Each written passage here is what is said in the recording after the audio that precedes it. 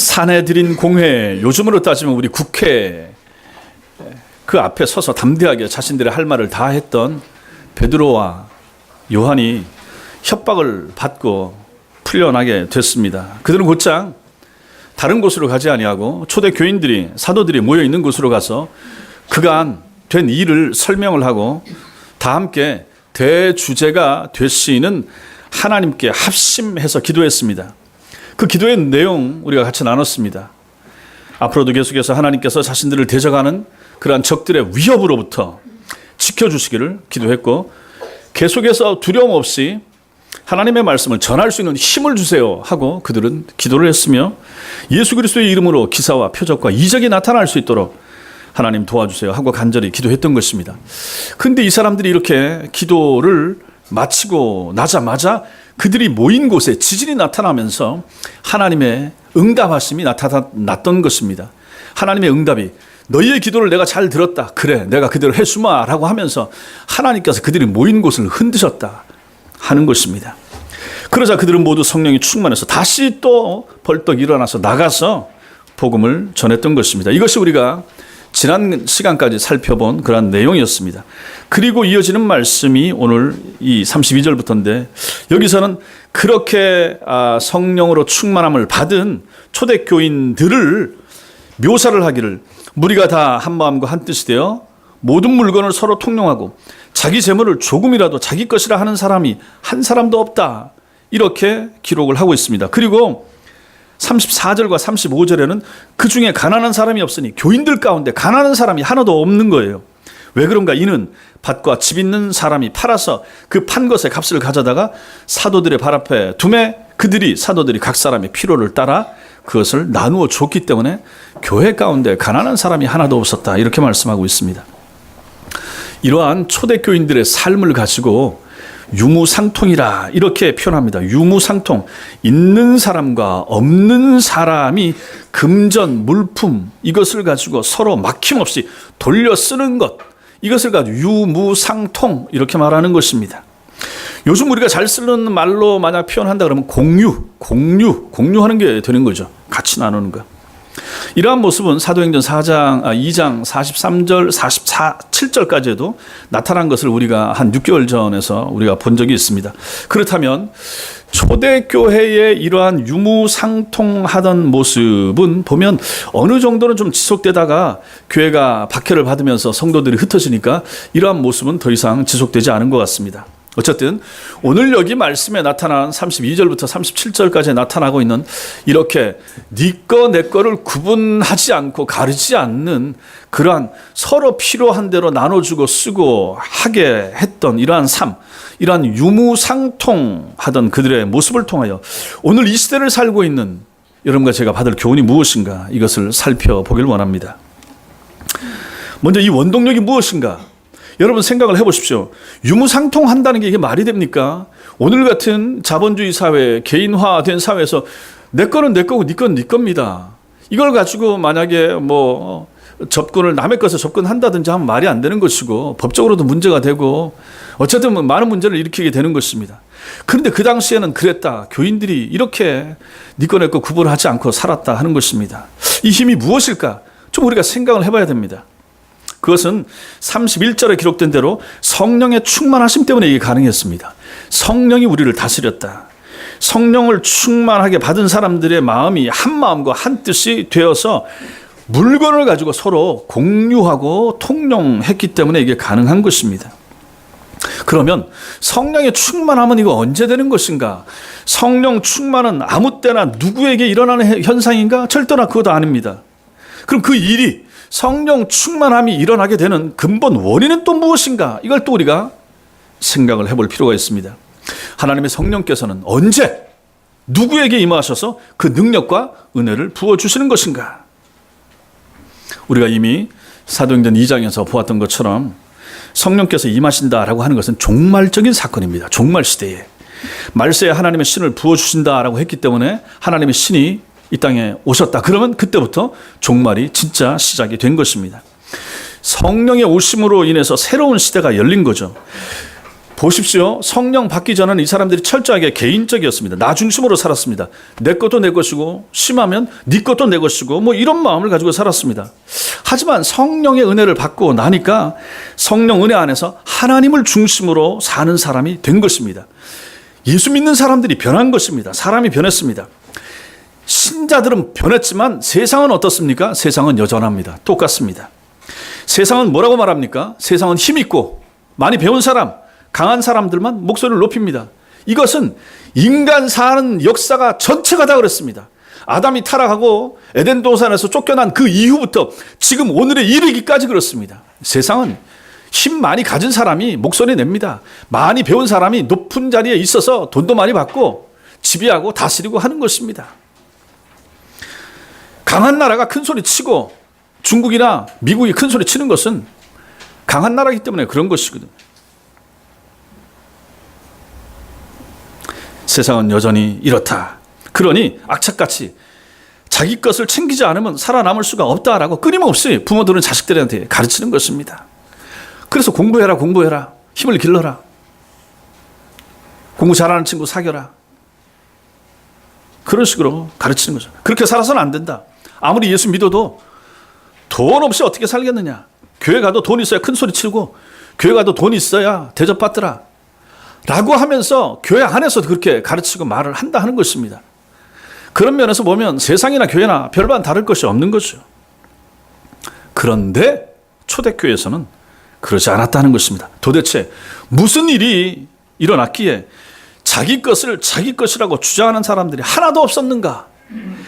가진 것이 없는 사람도 그 모임 가운데 기죽지 않고 팔 것이 있는 사람은 얼른 팔아서 사도들 발 앞에 갖다 놓고 사도들은 그것을 가지고 없고 가난한 사람에게 나눠줘서 피로를 채워주고 어떻게 그런 일이 가능했겠는가? 그 이유를 우리는 성경 속에서만 찾을 수가 있습니다. 사도들이 무슨 뭐 공동체 운동합시다 그렇게 하지 않았습니다. 헌금 작정하라 뭐 이렇게 말하지도 않았습니다. 물질 바치면 물질로 돌려받는다. 그 당시에 사도들은 그렇게 가르치지 않았습니다. 오늘날 목사들은 그렇게 가르쳐도 그 당시에는 안 가르쳤다는 것입니다. 오순절 성령 강림 후에 사도들은 담대하게 진리의 말씀만을 바로 전했습니다. 그들이 전한 복음의 핵심이 무엇입니까? 이게 중요합니다. 뭘 가르쳤습니까? 사도들이 많은 것을 가르치고 증거했지만 그 가르침의 핵심이 무엇입니까? 예수 부활이었습니다. 예수님의 부활, 이것이 가장 중요한 그들 메시지의 핵심이었던 것입니다. 사도행전 1장 22절에 보면 가룟 유다를 대신할 제자를 뽑는데 그 조건이 무엇이었습니까? 예수께서 부활하심을 증언할 사람이어야 한다. 이것이었습니다. 부활을 믿어야 되는 거죠. 부활을 확신해야 되는 거죠. 부활을 보았어야 되는 거죠. 베드로의 오순절 설교가 나타나는 사도행전 2장 24절에 보면 하나님께서 그를 사망의 고통에서 풀어 살리셨으니, 누구 얘기입니까? 예수님이죠. 하나님께서 예수님을 사망의 고통에서 풀어 살리셨으니 이는 그가 사망에 매여 있을 수 없었다라고 설교했습니다. 사도행전 4장 2절에서는 제사장들과 관원들이 뭐라고 했냐면 사도들이 예수 안에 죽은 자의 부활이 있다라고 백성에게 전하는 것을 싫어했다고 그랬습니다. 그 당시에 관원들이, 제사장들이 싫어한 것은 무엇인가? 사도들이 나가서 자꾸 예수가 부활했다고, 예수가 살아났다고, 죽었다가 사흘 만에 살아났다고 하니까 자기들은 이 관원들은 안 믿는데 그런 얘기를 전하니까 너무너무 싫어했던 거죠. 예수 부활했다 하는 말만 전하지 마라 하는 거죠. 두 사도들은 또 공회원들 앞에서, 그 국회의원들 앞에서 당당하게 뭐라 그랬습니까? 너희가 십자가에 못 박고 하나님이 죽은 자 가운데서 살리신 나사렛 예수 그리스도의 이름으로 이 사람이 건강하게 되어 여기 섰다. 이렇게 말합니다. 이 사람들의 가르침의 핵심은 전부 다 이게 있는 거예요. 예수 부활. 그리고 오늘 본문 33절에도 뭐라고 말합니까? 33절 같이 읽겠습니다. 시작. 사도들이 큰 권능으로 주 예수의 부활을 증언하니 무리가 큰 은혜를 받아. 예, 이 사람들이 나가서, 사도들이 나가서 전하고 초대교인들이 나가서 전하는데 뭘 잘하는가? 그들의 전함의 핵심은 부활이었다 하는 것입니다. 그 부활을 전하니까 우리가 은혜를 받는 거예요. 부활을 알리니까 사람들이 은혜를 받더라 하는 것입니다. 이러한 부활 예수님에 대한 선포를 들은 초대교인들의 영혼에 성령의 충만함이 부어지고 성령을 받고 나니까 새로운 세계가 열리더라 하는 것입니다. 죽음을 넘어선 부활 복음을 믿는 사람들은 몸은 이 땅에 살지만 영혼은 천국의 삶을 맛보는 사람들이 되는 것입니다. 비움으로 채워지고 버림으로써 얻게 되고 죽음으로 영생하는 삶을 이 사람들은 누리게 되었다 하는 것입니다. 그 천국에서의 삶을 이 지상에 이룬 것, 그것이 바로 유무상통하는 것이었다 하는 것입니다. 오늘날의 구태여 이런 초대교회의 모습을 그대로 실천하고자 할 필요는 전혀 없습니다. 하나님의 뜻도 아닙니다. 자, 우리도 모여서 공동체 생활을 합시다. 우리도 자기 재산들 다 정리해가지고 교회에 꺼내놓고 교회에서 뭐 목사님이 아니면 뭐 당에서 알아서 나눠서 이렇게 합시다. 이거 안 된다 하는 것입니다. 이단들이 이렇게 하죠. 이거 이단입니다. 이 시대에 그렇게 하라고 주님께서 이 말씀을 여기에 적으신 건 아닙니다. 할 수도 없고 안 된다 하는 것입니다. 그렇지만 초대교인들의 유무상통하던 그 정신, 그것은 오늘날 교회 안에 꼭 필요한 정신이 되는 것입니다. 우리에게 그것이 필요한 것이죠. 교우들 사이에 참된 사랑과 친교를 베풀고 나누는 것은 중요하고, 또 성도들을 우리 각자가 다 은사가 있습니다. 받은 은사가 있습니다. 그 은사, 내가 잘하는 거, 이걸 가지고 교회에서 사용하고 선용하고 그걸로 섬기고 세워주는 것은 꼭 필요합니다. 그래서 교회에서 일꾼들을 세우는 거예요.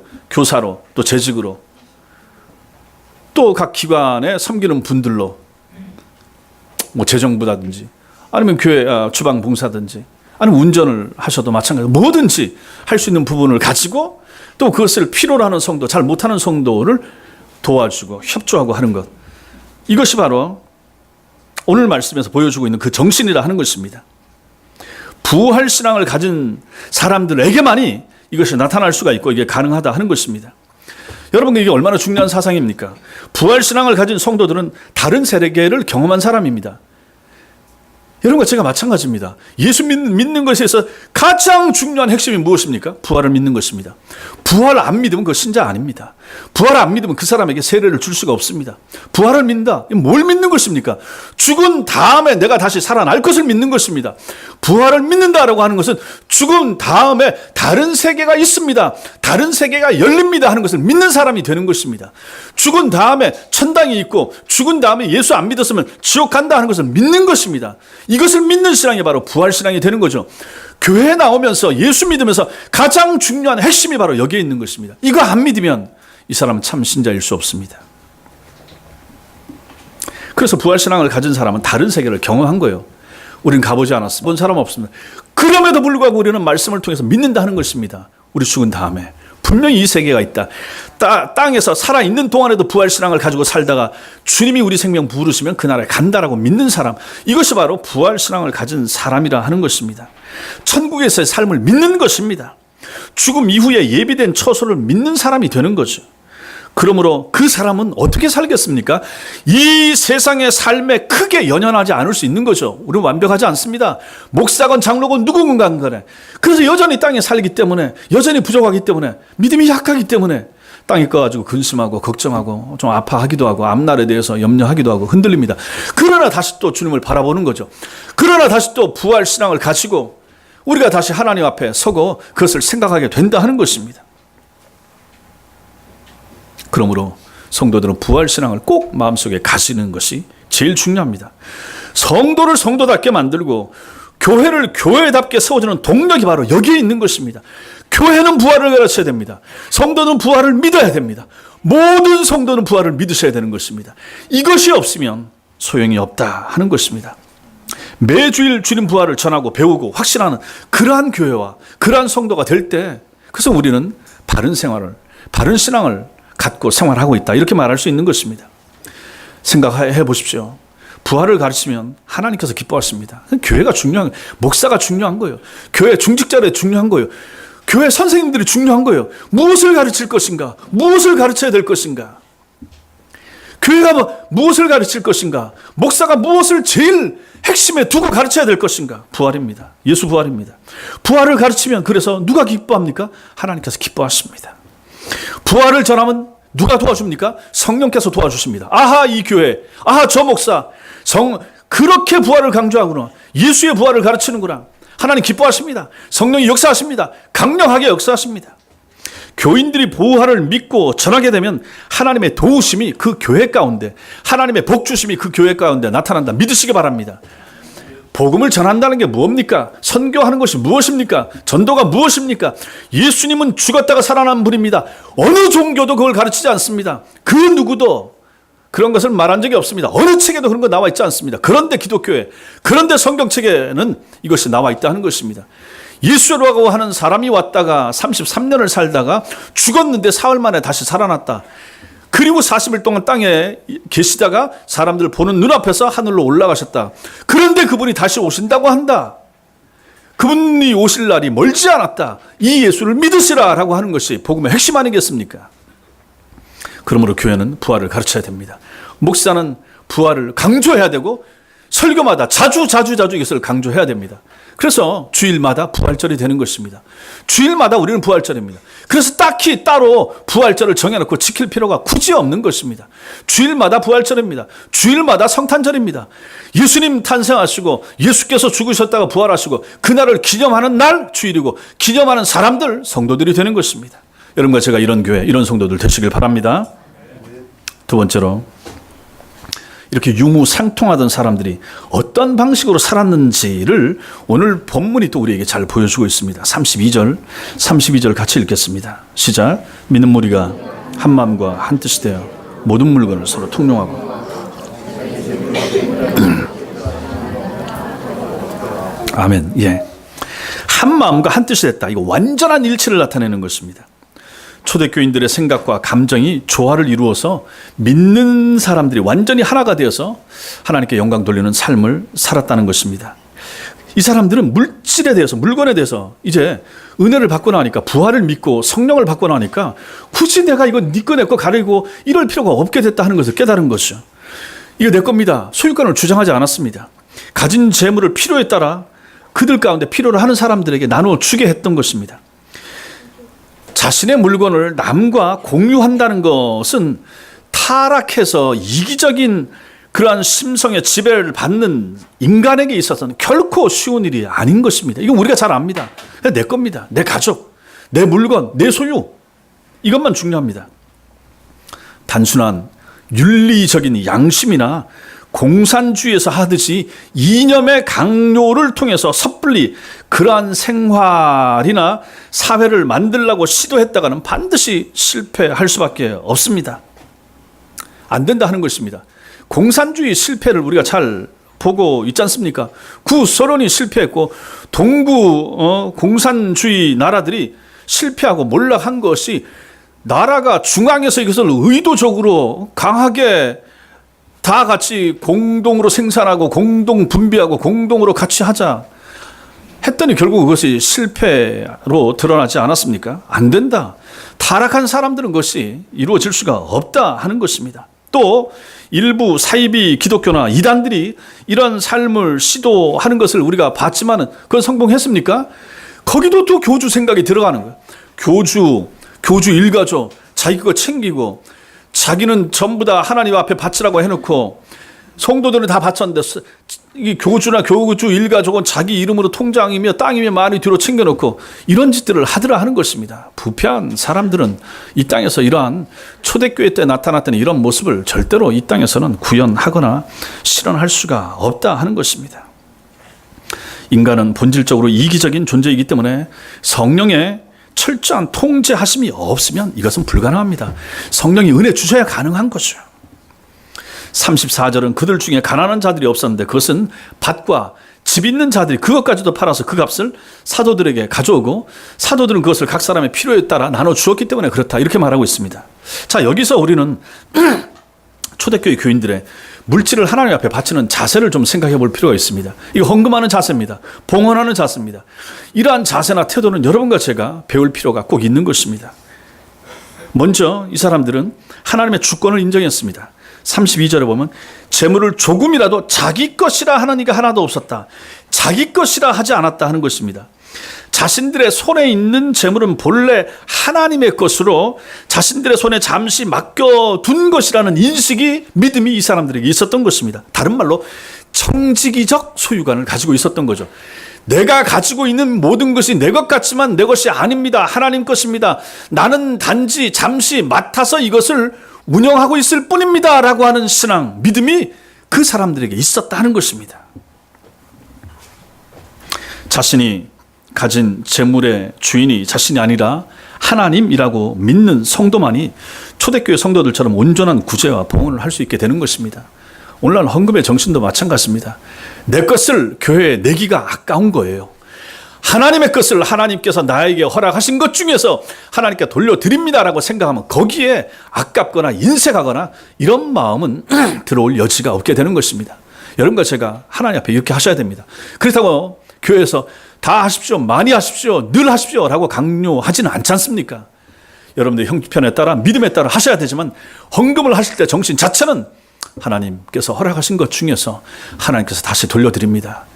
그러므로 그것을 드리는 사람도 하나님 앞에 감사하면서 드리고 그것을 가지고 뭐 자기 일을 드러내면서 그렇게 못한다 하는 것입니다. 이것이 첫 번째. 두 번째로 이들은 지속적으로 구제하고 봉헌했습니다. 34절에 보면 그 중에 가난한 사람이 없으니 이는 밭과 집 있는 자는 팔아 그 판 것의 값을 가져다가 라고 하는 팔아서 가져다가 이 동사들 여기에 담겨있는 의미가 계속되는 동작을 미완료된 행동을 나타냅니다. 계속해서 즉 누가는 이러한 표현을 통해서 초대교회 성도들의 물질과 마음을 나누는 이 행동이 그들이 맞이한 외부적인 위험으로 인해서 한 번 그러고 말았다 이게 아닙니다.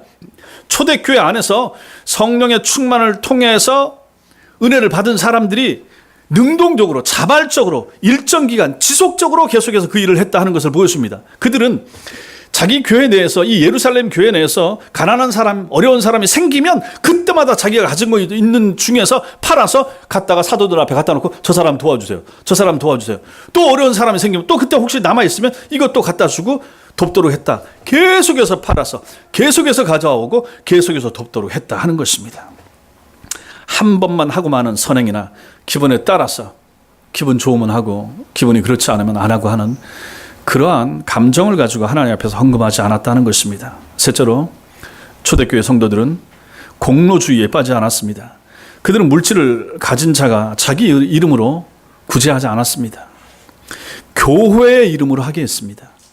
모두 일단 사도들에게 그 재물을 가지고 와서 바쳐서 사도들이 교회의 이름으로 구제하도록 한 것입니다. 교회 안에서의 헌금이나 구제가 자칫하면 공로주의에 빠질 수도 있습니다. 즉 내가 이렇게 선한 일을 했다 하고 드러내기가 쉬운 것입니다. 주보에다가 이름을 낸다든지 하는 거 마찬가지입니다. 오늘날도 주보에 그 낸 이름 물론 선하고 좋은 의도로 또 할 수도 있지만 또 타락한 또 인간 세상 가운데는 그렇게 안 볼 수도 있습니다. 그래서 주보에다가 꼭 이름을 헌금 종목별로 내고 하는 것이 그렇게 썩 바람직해 보이지는 않습니다. 헌금 액수와 가족들의 이름을 제가 전에 한번 말씀드렸죠. 동판에다 새겨서 크게 교회 지하에다가 세워서 두고 오는 사람들이 볼 수 있도록 헌금 제일 많이 낸 사람 맨 위에 그 다음에 액수 적어서 가족 이름까지 쭉 교회 몇천 명의 이름을 적도록 이렇게 한 것, 이런 것들은 다 여기 초대교회에서 했던 이러한 모습하고 전혀 상관이 없는 그런 아주 인본주의적인 그런 모습이 아닌가 하는 것입니다. 이런 일들은 주님의 지적하시는 것처럼 외식하는 일이 될 수가 있고 공로주의에 빠지기 쉽다. 내가 했다. 내 돈 중에서 내가 했다. 내 이름이 새겨져 있다. 그것이 왜 자기 것입니까? 넷째로 초대교인들은 겸손하게 봉헌했습니다. 그들은 사도들을 주님의 대리자로 존중하고 자기 물질을 사도들에게 맡겨서 처분권을 행사하도록 했던 것입니다. 큰 재산을 봉헌해도 교만한 마음으로 한 것이 아니라 주님을 경외하는 마음으로 겸손히 부탁하는 자세로 헌금을 했던 것입니다. 교회의 분쟁 중에서 많은 경우가 이런 면에서 실패하기 때문에 일어나는 일들입니다. 사람은 자신이 한 것을 드러내고 싶어하는 것이 본성입니다. 누구든지 마찬가지입니다. 목사들도 마찬가지입니다. 남이 알아주기를 바라고 자신이 한 일을 드러내기를 기대하지만은 초대교인들은 그러지 않았다는 것입니다. 그것이 우리와 그들과의 차이가 되는 거죠. 바른 복음을 전하고 예수 부활을 전하고 그 예수 부활을 기뻐하신 하나님께서 성령을 부어주시고 성령의 충만함 가운데 은혜를 받은 사람들이 정말로 겸손하게 하나님 앞에 자기를 낮추면서 헌금을 했던 사람들, 자기 이름이 나타나지 않기를, 그렇게 바라면서 사도들의 발 앞에 갖다 놨던 사람들, 이 사람들이 바로 초대교회 교인들이었다 하는 것입니다. 다섯째로 저들은 재물의 위치가 어딘가를 정확히 알았습니다. 그것은 바로 오늘 여기 말씀에 나타난 것처럼 사도들의 발입니다. 맨 끝에 37절에 그가 밭이 있으니 팔아 그 값을 가지고 사도들의 발 앞에 두니라. 사도들의 발 앞. 15절에도 사도들의 발 앞에 두매. 물론 꼭 그것을 가지고 사도들의 발 앞이라고 굳이 말할 필요는 없지만 그 정신이 필요하다 하는 것입니다. 사도들은 교인들이 헌납하는 재물을 그들의 발 앞에 내려놓고 했고, 교인들은 아무도 이의 없이 그렇게 했던 것입니다. 재물 혹은 물질은 인간이 탐하는 세상 모든 것의 통칭입니다. 여기 재물, 모든 것을 다 우리 인간 세상에서 다 여기다 포함되는 것입니다. 우리가 소원하고 우리가 더 많이 갖기를 소망하는 그 모든 것 다 여기에 포함될 수 있습니다. 사도들과 초대 교인들은 그것이 있어야 될 위치가 어딘가, 재물의 위치, 내가 가장 중요하게 생각하는 돈, 금부치나 은부치 이 위치가 어딘가, 머리가 아니었다 하는 것입니다. 발 아래였습니다. 사도들의 발 아래였습니다. 그들은 하나님과 재물의 두 주인은 섬기지 않았습니다. 성도의 삶, 여러분과 저의 삶은 하나님과의 관계, 사람과의 교와의 교인 사이의 관계, 그리고 물질과의 관계에서 이어져 가는 것입니다. 이 셋의 관계를 어떻게 설정하느냐에 따라서 우리 신앙의 삶의 질과 내용 또 결과가 달라지는 것입니다. 물질이 사람의 머리 위에 자리 잡으면 성도가 물질을 최고로 만약 생각하는 성도가 있다. 그래서 물질이 늘 내 머리를 지배하고 있다. 그러면 그 사람은 비인격적인 물질의 지배를 받는 노예처럼 살아가기가 딱 쉽습니다. 그러나 믿음의 사람, 신앙의 사람은 어떻게 합니까? 천지의 대주제이신 하나님을 인생의 주인으로, 내 삶의 주인으로 머리 위에, 내 영혼에 모시고 살아갑니다. 그렇게 되면 그 사람은 하나님의 인격이 그를 지배하고 하나님의 인격을 힘입어서 하나님의 인격을 받은 사람이 만나는 모든 사람과 대등한 관계 가운데서 바르게 인격적으로 그 사람을 대하면서 살아갈 수가 있게 됩니다. 그리고 그 사람은 물질을 자기 발밑에 두게 되는 거죠. 그래서 물질을 도구로 부리는 사람이 되고 하나님이 원하시는 삶을 바로 살 수 있게 된다 하는 것입니다. 이게 중요한 거죠. 이것이 바로 정상적인 성도의 삶이 되는 것입니다. 하나님을 모시고 내 영혼이 하나님으로 말미암아 뜨거워지고 하나님을 모심으로 말미암아 하나님이 부어주신 은혜 가운데서 정상적인 성도와 사람과의 관계를 맺어가고 그 누구도 두려워하지 않고 그 누구와도 앞에서도 위축되지 아니하며 기죽지 아니하고 하나님이 내 아버지시고 천지만물의 대주제이신 하나님이 내 등 뒤에 계시고 그러므로 우리가 왜 기가 죽습니까? 왜 의기소침합니까? 내 환경 때문에 내가 기죽을 필요가 전혀 없는 거죠. 하나님이 위에 계신데 하나님이 나를 보시는데 이러한 마음 믿음 가지고 살고 그러므로 하나님이 부어주신 내게 허락하신 재물, 물질, 팔 아래 두는 거죠. 아무것도 아니다. 하나님이 주시면 내가 소유하고 하나님이 내 생명 부르시면 다 놓고 가야 될 것인데 이것을 가지고 내 가슴에 품겠는가? 물질을 가지고 내 머리에 두겠는가? 안 된다 하는 것입니다. 우리에게도 초대 교인들과 같은 봉헌하는 태도, 헌금을 드리는 자세가 필요합니다. 이것이 하나님 앞에서 옳고 하나님을 기쁘시게 해드리는 방법이 되는 것입니다. 여러분, 물질은 나를 기쁘게 할 수도 있고 또 물질은 하나님을 기쁘시게 할 수도 있습니다. 우리가 어떻게 사용하느냐에 달려 있습니다. 물질을 가지고 나를 기쁘게 하다가는 하나님을 기쁘시게 못할 경우가 대부분이 되지만은 물질을 가지고 하나님을 기쁘시게 하고자 하면 하나님께서는 나와 내 삶을 넘치는 기쁨으로 채워주시는 분이시라 믿으시기 바랍니다. 그런 믿음과 그런 신앙이 우리에게 필요합니다. 하나님과 나와 물질의 순서와 위치를 바르게 세울 줄 아는 그런 성도들이 다 되시기 바랍니다. 마지막으로 위로의 아들에 대해서 좀 봐야 됩니다. 오늘 이 본문 속에 초대교인들은 모두 이름이 드러나지 않습니다. 헌금을 누가 했고 뭘 했고 얼마를 했고 나타나지 않습니다.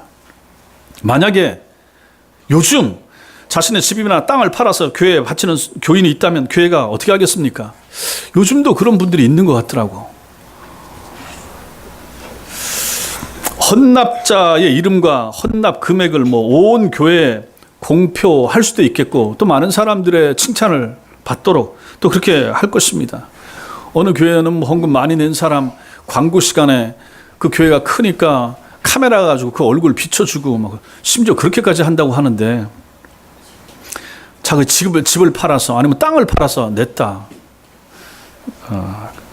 그 얼마나 교회도 좋아하고 또 사람들도 또 칭찬하겠습니까? 그러나 오늘 성경에서 이렇게 자신의 전 재산 혹은 많은 재산을 바친 초대교인들 중에 이름이 밝혀진 사람, 이름이 성경에 기록된 사람 아무도 없습니다. 한 사람도 없습니다. 그들이 그런 삶을 살 수 있었던 것은 자기가 자기가 땅을 팔아서 집을 팔아서 사도들의 발 앞에 낼 수 있었던 것은 자기가 잘나서 그렇게 된 것이 아니라 주님께서 그들로 하여금 성령께서 그렇게 할 수 있도록 은혜와 믿음을 주셔서 그렇게 된 것인 줄 믿었기 때문에 그들은 그것을 깨달았다 하는 것입니다. 하나님이 은혜 주셔서 가능했습니다. 내가 내 힘으로 헌금한 것이 아닙니다. 내가 내 힘으로 바친 것이 아닙니다 하는 것을 이 사람들은 알았다 하는 것입니다. 그 일로 인해서 높임을 받으실 분은 하나님이시지 내가 아닙니다 라고 하는 것을 초대교인들은 정확히 알고 있었던 거죠. 자, 그런데 이상한 것은 오늘 본문 가운데 이렇게 땅을 팔고 집 팔아서 낸 사람들 가운데 이름이 성경에 나타난 사람이 아무도 없는데 한 사람의 이름이 나타나고 있습니다. 그 사람 누굽니까? 이 사람이 바로 바나바입니다. 바나바는 헬라식 이름이고 히브리 이름은 요셉입니다. 바나바가 무슨 특별한 일을 행하거나 한 것은 아닌 것 같고 바나바가 뭐 헌금을 제일 많이 했다든지 한 것 같지도 않습니다. 그 역시 다른 교인들처럼 자신의 재산을 처분해서 사도들의 발 앞에 내려다 놓았을 뿐입니다. 그런데도 모든 그렇게 헌금한 교인들의 이름이 무명으로 처리된 데 반해서 왜 이 사람 유독 바나바의 이름만 성경에 나타나 있는가? 그가 가장 많은 액수 드린 것도 아니고 왜 그랬을까?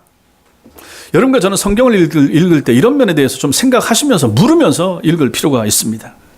그 뒤에 나오는 사도행전 내용이 그것을 우리에게 보여줍니다.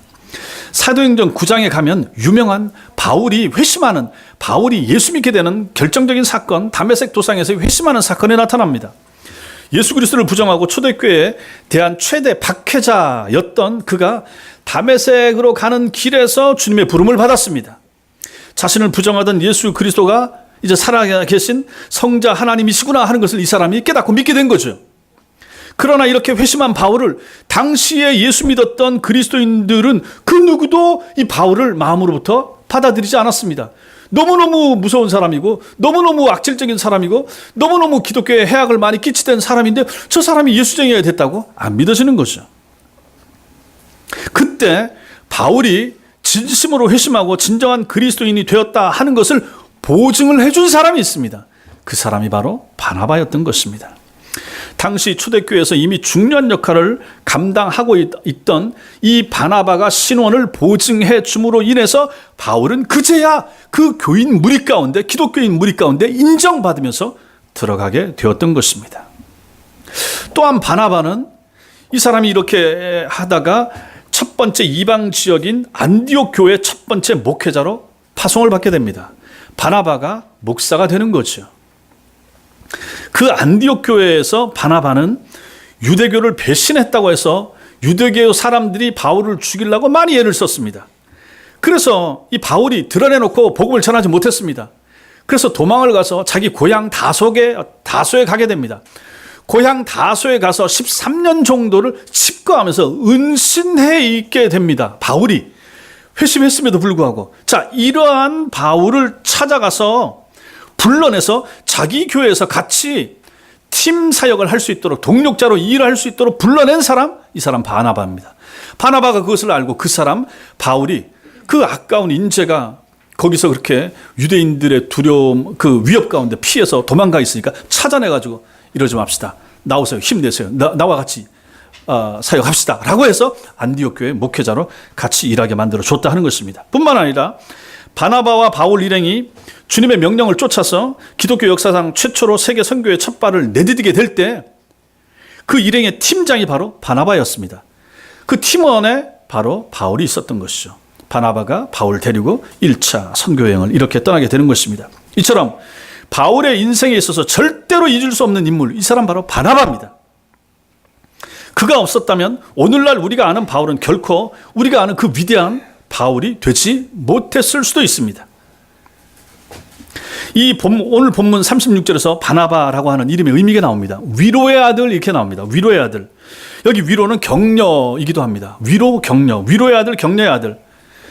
바울이 주님을 알기도 전에, 바울이 회심하기도 전에 이미 자신의 인생 앞길에 바나바라고 하는 탁월한 하나님의 사람까지 미리 예비해 두셨던 이 하나님의 오묘하신 사랑을 나중에 이것을 바울이 확인했을 때 하나님 앞에서 바울이 얼마나 큰 위로와 격려를 받았겠습니까?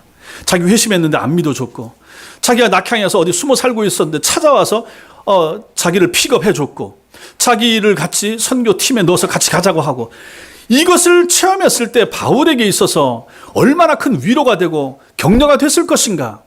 하나님이 물론 우리를 위로하시지만 하나님이 우리를 위로하는 것은 항상 주변의 환경과 사람을 통해서 많이 위로하시지 않습니까? 이렇다면 바울에게 있어서 이 바나바는 얼마나 큰 위로가 되고 격려가 되었을 것인가, 우리는 충분히 생각할 수가 있는 것입니다. 이러한 바나바였기 때문에 사도행전의 기록자 누가는 초대교회 많은 사람들 가운데, 무명의 사람들 중에서 헌금을 했던 많은 사람들 가운데 다른 사람들의 이름은 기록하지 않았지만 바나바의 이름은 특별히 기록해서 오늘날 우리에게까지 남겨주었던 것입니다. 하나님께서는 자주 흔들리고 쉽게 지치는 우리를 위로할 사람, 격려할 사람들을 예비하셨다가 보내주십니다. 하나님은 그렇게 하십니다. 우리도 마찬가지 아닙니까? 때로는 우리 부모님이 격려가 되기도 하고, 때로는 우리 자식들이 우리에게 위로가 되기도 하고, 언제는 어느 성도가, 우리 교인 중에 누가 우리에게 위로와 격려가 되기도 하고, 또 언제는 어느 목회자와 또 어떤 설교가 위로가 되기도 하고 힘이 되기도 하는 것을 우리가 경험하면서 살지 않습니까? 그 모든 순간들은 하나님이 여러분과 저 우리를 위해서 위로의 아들과 딸들을 보내주신 그런 순간들이 되는 것입니다. 우리가 낙담할 때, 힘들 때, 지칠 때 격려할 수 있는 어떤 사람, 격려를 받을 수 있는 어떤 설교, 그런 것을 하나님께서 예비해 두셨다가 우리에게 들려주시는 것이 아닌가, 보여주시는 것이 아닌가, 그 사람을 만나게 해주시는 것이 아닌가, 그 사람의 기도를 내가 받게 하시는 것이 아닌가 하는 것이 되는 것입니다. 하나님께서는 앞으로도 우리를 이러한 여러 방법으로 위로하시고 격려해 주실 것입니다. 그리고 우리들 자신도 다른 사람에게 위로의 사람, 좀 격려의 사람이 될 수 있어야 되지 않겠습니까? 어떤 사람은 교회나 어떤 모임 가운데 항상 민폐가 되는 사람이 있습니다. 근심거리가 되는 사람이 있습니다. 다른 사람의 마음을 상하게 만드는 사람이 있습니다. 어떤 경우는 세상의 지탄을 받는 사람들도 있는 것을 우리는 봅니다. 주님이 원하시는 그런 모습하고 다른 거죠. 여러분과 저는 어떤 사람이 되어야 될 것인가? 바나바 같은 사람이 되어야 되지 않겠습니까? 안에서 성령께서 부어주신 은총 안에서 늘 따뜻함을 전할 수 있는 사람, 위로의 말을 전할 수 있는 사람, 날 만나면 다른 사람이 기뻐하고 기분이 좀 좋아질 수 있는 사람, 말하고 나면, 대화하고 나면 그 대화의 잔상이 마음속에 남을 수 있는 사람, 저 사람하고 대화하고 나면 예수 그리스도의 향기를 좀 맡을 수 있는 그러한 사람, 여러분과 제가 그런 사람이 되어야 되지 않겠습니까? 끊임없이 성경이 우리에게 얘기하고 있는, 너희는 세상에 비치고 너희는 세상의 소금이고 너희는 그리스도의 향기고 너희는 그리스도의 편지고, 다 우리로 하여금 이런 위로의 사람, 격려의 사람, 바나바 같은 사람이 되어야만 한다고 우리에게 말해주지 않습니까? 성령의 은혜를 받으면 이렇게 된단 말입니다. 우리가 부활을 확실히 믿으면, 부활의 확신 가운데 있게 되면, 부활을 믿으면 성령의 충만함이 우리를 지배하게 되고, 성령의 충만함을 지배받는 사람이라면 우리는 위로하게 됩니다. 격려하는 사람이 되게 되는 것입니다. 결코 민폐의 사람이 안 된다 하는 것입니다. 결코 불신앙적인 사람이 될 수가 없는 것입니다. 만약에 사람이 그렇다 그러면 그 사람은 부활을 안 믿는 거죠. 부활을 안 믿으니 성령의 역사하심이 없고, 성령의 역사하심이 없으니 마음이 냉랭하고 말하는 것이 거칠고 투박하고 상처가 되는 말을 하게 되는 것입니다. 위로하는 성도, 격려하는 성도, 바나바 같은 성도가 다 되시기 바랍니다.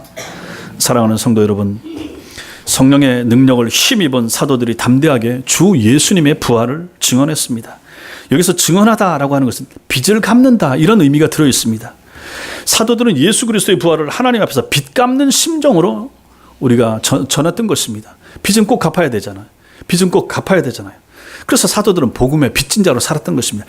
반드시 나가서 내가 공회 앞에서든 누구 앞에서든 두려움 없이 꼭 내가 예수 그리스도의 부활은 전해야 되겠다라고 하는 빚 빚진 자의 심령을 가지고 그 사람은 살았다 하는 것입니다. 그 강력한 부활 증언을 듣는 사람들이 큰 은혜를 받았습니다. 은혜 받은 그들은 자신의 것을 사도들 앞에 가지고 와서 필요한 사람들에게 나누어 주게 했던 것입니다. 그 순간은 바로 이 땅에 하나님 나라가 임하는 순간이 되는 것이죠. 이처럼 주님의 부활은 중요하고 강력한 힘을 발휘합니다. 죽은 영혼을 살리고 잠자는 영혼을 깨우며 연약한 교회를 강하게 만드는 힘, 그것도 바로 부활 증거에 있는 것입니다. 교회를 하나로 만드는 동력, 한 지체가 되는 성도를 사랑하고 아끼고 위로하고 격려하게 하는 힘, 이것도 결국 부활 예수를 믿는 믿음 안에서 나오는 것이라 하는 것을 오늘 말씀이 우리에게 너무너무 잘 가르쳐주고 있습니다. 사랑하는 성도 여러분, 우리에게 이런 신앙이 필요합니다. 이러한 믿음이 필요합니다. 부활 예수, 그리고 재림 예수를 사랑하고 확신하고 세상에 증언하는 여러분과 제가 되시기를 주님의 이름으로 축원합니다. 기도하겠습니다.